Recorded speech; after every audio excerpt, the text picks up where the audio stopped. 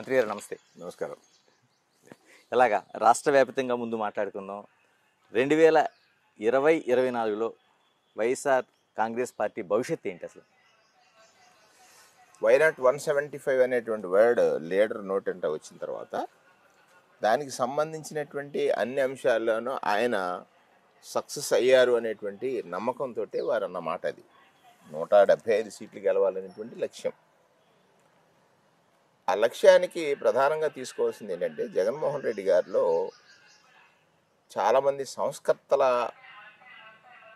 ఆలోచనలు కేవలం పుస్తకాల్లోనే ఉన్నాయి. పుస్తక నిక్షిప్తం అంటాను నేను అది. అటువంటి ఆలోచనలన్నీ కలిసి ఒక జగన్మోహన్ రెడ్డి గారు అనేటువంటిది నేను చెప్పగలను. అంటే ప్రజలకు ప్రజావసరాలు, ప్రజలకు ప్రధానంగా ప్రజల్ని అంటే అంటే పర్టికులర్గా ఎస్సీలు కానీ, బీసీలు కానీ, ఎస్టీలు కానీ, మైనారిటీలు కానీ వీళ్ళని పట్టి పీడించేటువంటి పెద్ద శాపం అవ్వచ్చు, రోగం అవ్వచ్చు, అది పేదరికం.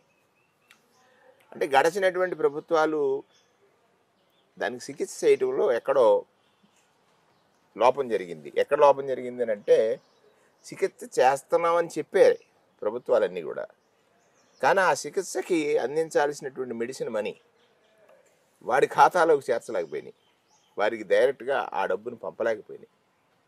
ఇవాళ డీబీటీ అంటే ఏ పేద కూడా తన అవసరాలు తీర్చుకోవడం కోసం డబ్బు అవసరమైనప్పుడు ఆ డబ్బును పొందడం కోసం అప్పుల పాలు, లేకపోతే పెత్తందారుల దగ్గర ఆత్మగౌరవాన్ని తాకట్టు పెట్టడం, లేకపోతే ఆత్మగౌరవాన్ని వంచడం అనేక, ఒకటి కాదు రెండు కాదు.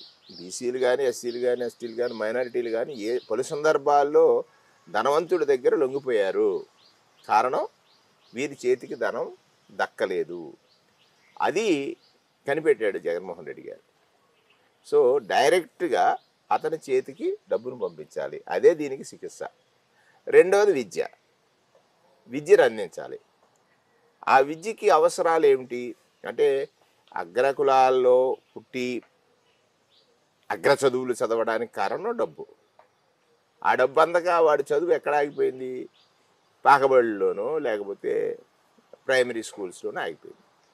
ప్రైమరీ స్కూల్స్ని కూడా ఇంగ్లీష్ మీడియం స్కూల్స్గా మార్చాలనే ఆలోచన గతంలో ఎందుకు రాలేదు? ఇప్పుడు వచ్చింది. ఎందుకు వచ్చింది? బాబాసాహెబ్ అంబేద్కర్ గారు లాంటి మేధావులు ఆక్స్ఫర్డ్ యూనివర్సిటీలోనూ లేకపోతే స్టాన్ఫర్డ్ యూనివర్సిటీలోనూ ఇట్లాంటి యూనివర్సిటీలో చదివారు. అసలు అక్కడికి చేరాలి ఒక పేదింటి పిల్లవాడు అనుకున్నప్పుడు వాడిలో ఉన్నటువంటి ఆ ఫోబియో, ఆ చదివే విధానంలో ఫోబియో పోవాలి. ఆ ఫోబియో పోవాలంటే చిన్నప్పటి నుంచి కూడా వాళ్ళు కమ్యూనికేషన్ స్కిల్స్ పెరగాలి. లేదా ప్రపంచవ్యాప్తంగా మనం ఎక్కడికి వెళ్ళినా కూడా ఆ భాష మనకు అడ్డు రాకూడదు అనుకున్నప్పుడు దానికి ఇంగ్లీష్ అనేటువంటిది ప్రధానమైనటువంటిది. దానికోసం జగన్మోహన్ రెడ్డి గారు చేసిన ప్రయత్నం ఒక చారిత్రకమైనటువంటిది. ఇప్పుడు మీరు చెప్తున్న అన్నీ కూడా సంక్షేమ పథకాల ద్వారా భర్తీ